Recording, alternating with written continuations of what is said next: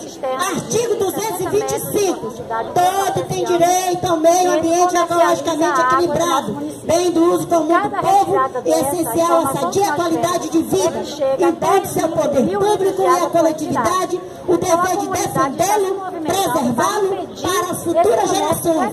Então não é qualquer um chega lá, abrir um poço, carregado aqui para Itabuna, derramando pelo meio da estrada e o povo gritando. Lá eu vi, terça-feira passada, eu estava num carro pequeno e foi daqui para lá para Itabuna, uma contêiner quebrou na entrada de Itabuna e o povo gritando, meu Deus, a água está desperdiçando, meu Deus, cuidado com a água.